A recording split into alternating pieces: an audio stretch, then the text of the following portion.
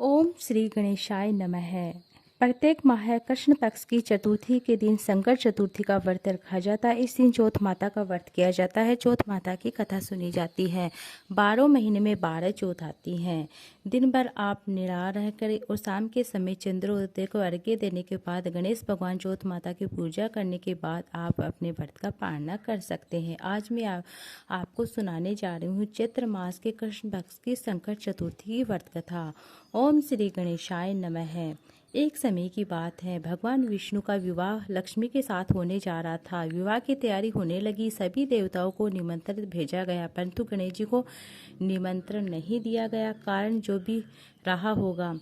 अब भगवान श्री हरि विष्णु की बारात जाने का समय आ जाता है। सभी देवता अपनी पत्नियों के साथ विवाह समारोह में जाते हैं। उन सब ने देखा कि गणेश जी कहीं दिखाई नहीं दे रहे हैं। तब वे आपस में चर्चा करने लगते हैं कि क्या गणेश जी को नहीं बुलाया गया या स्वयं गणेश जी नहीं आए। सभी को इस बात पर आश्चर्य होने लगता है।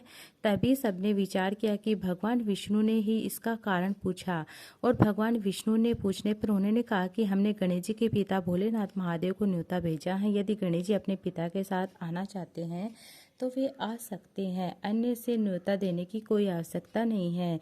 दूसरी बात यह है कि उनको 1.25 मन मूंग तथा 1.25 मन चावल, 1.25 मन घी, 1.25 मन लड्डू का भोग दिन भर में चाहिए। यदि गणेश जी नहीं आएंगे तो कोई बात नहीं, दूसरे के घर जाकर इतना सारा खाना अच्छा नहीं लगता है। इतनी वार्ता कर किसी एक ने सुझाव दिया कि गणेश जी आ भी जाए तो उनको द्वारपाल बनाकर बैठा देना। आप घर की रखवाली के लिए उनको बैठा देना। आप जो चूहे पर बैठकर धीरे धीरे चलोगे तो बारात से बहुत पीछे रह जाओगे। ये सुझाव भी किसी ने दिया था। भगवान विष्णु ने अपनी सहमति दे दी और कहा कि इतने में गणेश जी वहाँ पहुँचते हैं। उन्होंने समझा बुझाकर गणेश जी रखवाली के लिए बैठा देते हैं। बारात चली जाती है। जब नारद जी ने देखा कि गणेश जी आए नहीं, दरवाजे पर बैठे हैं, तो गणेश जी के पास गए और रुकने का कारण पूछा। गणेश जी कहने लगते हैं, विष्णु भगवान ने मेरा बहुत अपमान किया है। नारद जी ने कहा कि आप अपनी मूषक सेना को आगे भेज दीजिए, वह रास्ता खोद देगी जिससे उनके वाहन धरती में धंस जाएंगे। अब आपको सम्मान पूर्वक बुलाएंगे। अब तो गणेश जी ने अपनी मूषक सेना जल्दी से आगे भेजी। सेना ने जमीन पोली कर दी। जब बारात वहां से चलती है, रथ के पहिए धरती में फंस जाते हैं। लाख कोशिश करने के बाद भी पहिए नहीं निकलते हैं। सभी ने अपने अपने उपाय कर लिए, परंतु पहिए तो नहीं निकले, बल्कि जगह जगह से टूट गए। किसी की समझ में नहीं आ रहा था कि क्या किया जाएगा। अब तो नारद जी ने कहा कि आप लोगों ने गणेश जी का अपमान करके अच्छा नहीं किया। यदि उन्हें मनाकर लाए तो आपका कार्य सिद्ध हो सकता है, ये संकट टल सकता है। शंकर भगवान ने अपने दूत नंदी को भेजा और वे गणेश जी को लेकर आए। गणेश जी का आदर सम्मान के साथ पूजन किया और तब कहीं से पहिए निकले। अब रथ के पहिए निकल तो गए, परंतु वे टूट फूट गए थे। उन्हें सुधारे कौन? वो पास के खेत में खाती काम कर रहा था, उसे बुलाया। खाती अपना कार्य करने से पहले गणेश भगवान का नाम लेते कहते ओम श्री गणेशाय नमः कहकर गणेश जी की वंदना कर मन ही मन करने लगता है। देखते ही देखते खाती ने सभी पहियों को ठीक कर दिया। अब खाती कहने लगता है कि हे देवताओं, आपने सर्वप्रथम गणेश जी को नहीं मनाया क्या? नहीं उनकी पूजा की, इसलिए आपके साथ ये संकट आया है। हम तो मूर्ख अज्ञानी हैं, फिर भी पहले गणेश जी को पूजते हैं, उनका ध्यान करते हैं। आप लोग तो देवता गण हो, फिर भी आप गणेश जी को कैसे भूल सकते हैं?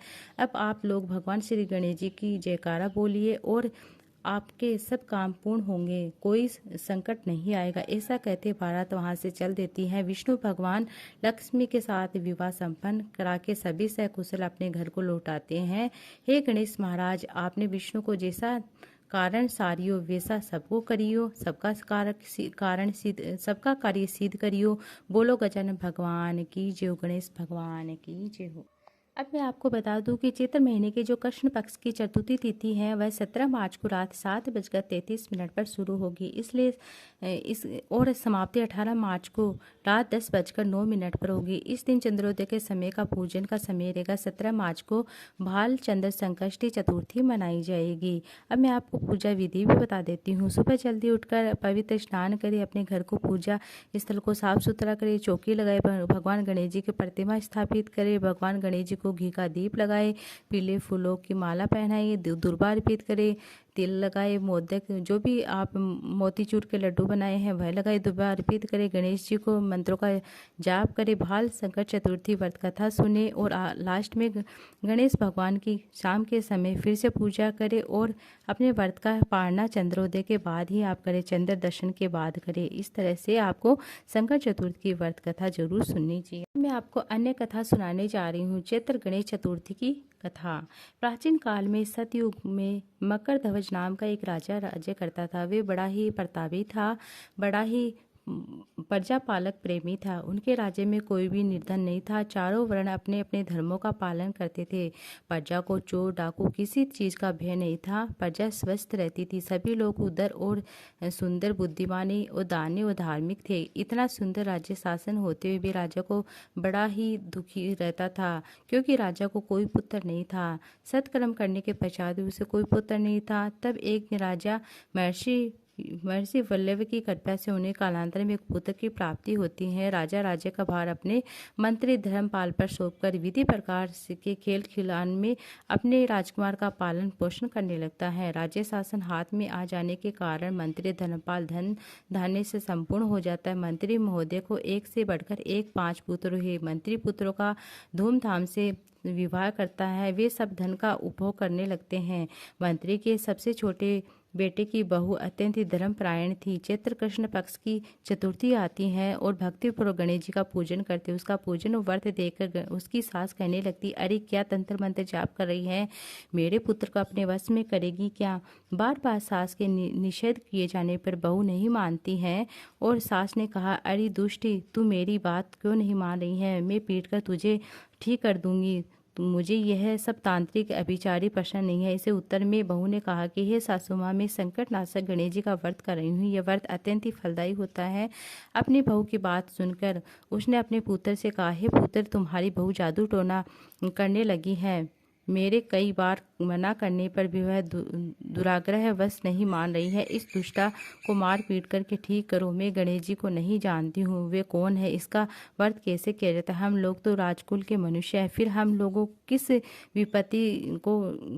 विपत्ति को ये नष्ट करेंगे। माता की प्रेरणा से उसकी बहू को मारा पीटा, इतनी पीड़ा सह कर भी उसने व्रत किया और पूजांतर वह गणेश जी का स्मरण करती हुई उसने प्रार्थना करने लगी, हे गणेश जी महाराज, हे जगतपति, आप हमारे सास ससुर किसी प्रकार का कष्ट दीजिए, हे गणेश्वर, जिससे उनके मन में आपके प्रति भक्ति भाव हो। गणेश जी ने सबके देखते ही राजकुमार का अपहरण करके मंत्री धर्मपाल के महल में छिपा कर रख दिया। बाद में उसने वस्त्र आभूषण आदि उतार कर राजमहल में फेंक दिया। स्वयं अंतर्ध्यान हो जाते हैं।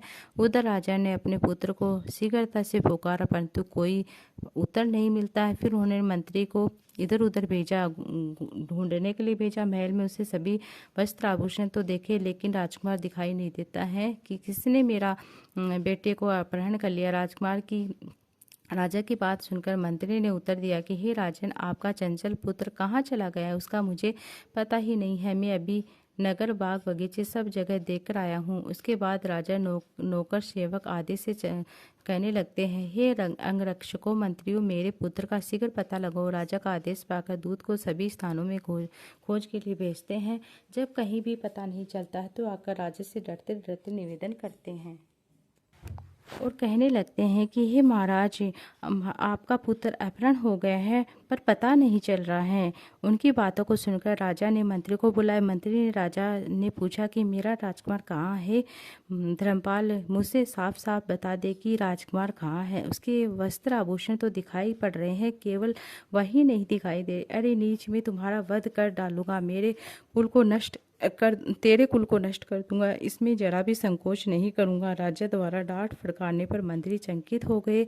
मंत्री ने सर झुकाकर कहा कि हे भूपाल, मैं पता लगाता हूँ, इस नगर में बालक अपहरणकर्ता का कोई गिरोह भी नहीं है, न ही डाकू आदि रहते हैं। फिर भी हे प्रभु, पता ही नहीं किसने ऐसा नीच काम किया है। न जाने वह कहाँ चला गया। धर्मपाल ने आकर महल में अपनी पत्नी और पुत्र वधू से पूछा, अपनी सभी बहुओं को बुलाकर भी पूछा, यह कर्म किसने किया। यदि राजकुमार का पता नहीं लगा तो राजा मुझ अभागे के वंश का विनाश कर देगा। ससुर की बात सुनकर छोटी बहू ने कहा कि हे पिताजी, आप इतने चिंतित क्यों हो। आप घर गणेश जी का कोप किया आपने, इसलिए आप गणेश जी की आराधना कीजिए। राजा से लेकर नगर के समस्त स्त्री पुरुष बालक व्रत संकटनाशक चतुर्थी का विधि विधान करते हैं।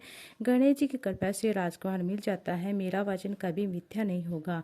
छोटी बहू की बात सुनकर ससुर ने हाथ जोड़कर कहा कि हे बहू, तुम धन्य हो, तुम मेरा और मेरे कुल का उद्धार कर दोगी।